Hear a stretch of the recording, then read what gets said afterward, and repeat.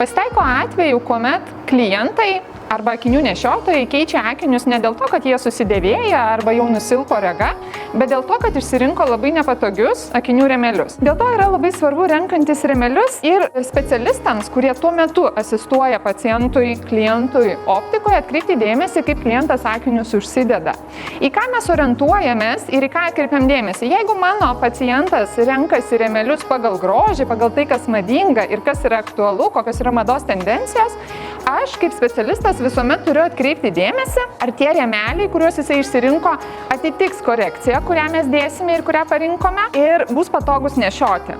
Tai pagrindiniai dalykai, kaip jis įvertinti, ar rėmelis yra patogus, jisai turi labai patogiai, tarsi būti išlietas ir atsigulti ant nosies, turi būti ne per trumpa akinių kojelė ir aišku, šypsantis neturi stipriai kilnotis patys rėmeliai. Tai yra pagrindiniai akcentai, į ką turime atkreipti dėmesį. Būna atvejų, kuomet klientas sako, kad aš priprasiu, ne taip dažnai tos akinius nešioju, turiu kitus akinius, išsirenka rėmelius, plastikinius, labai gražius, labai jų nori, galbūt tinka kaina, galbūt dizainas ar modelis ir jie iš karto matosi, kad slenka nuo nosies. Tokie akiniai nebus patogus, nes nuolatos norėsis akinius taisyti, juos kilnoti ir galų gale mes nuo to pavargstame. Jeigu rėmelis jau matuojantis slenka nuo nosies, tai įvertinkite dienos eigoje, jeigu veidas labiau prakaituoja arba naudojame kosmetinės priemonės, nuo kurių atsiranda dar didesnis slinkimas, tai be abejo visos dienos eigoje mes pavargsim nuolatos tuos akinius stumdyti ir taisyti. Kitas atvejis, dėl ko rėmelis dar labiau slinks nuo nosies, tai kai įsidės jums reikiami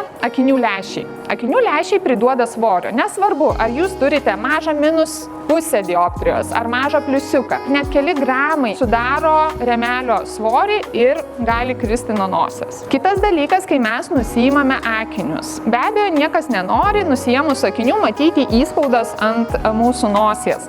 Dažnu atveju šitas dalykas jisai yra neišvengiamas, bet vėlgi, kuo tarp nose, tai yra rėmelio vidinė dalis, kuri gulasi ant nosies, bus patogesnė, tuo įspaudas ant nosies bus mažesnis. Tikrai reiktų atsižvelgti į specialistų, kurie optikoje jums rekomenduoja galbūt rinktis labiau apvalius rėmelius, galbūt labiau kvadratinius, galbūt kojelę platesnę, nes mūsų tikslas yra, kad jūsų akiniai atrodytų estetiškai labai gražiai, net ir įdėjus korekciją šiek tiek didesnę. Linkiu išsirinkti tokius akinius, su kuriais jausitės komfortiškai bet kurioje gyvenimo situacijoje.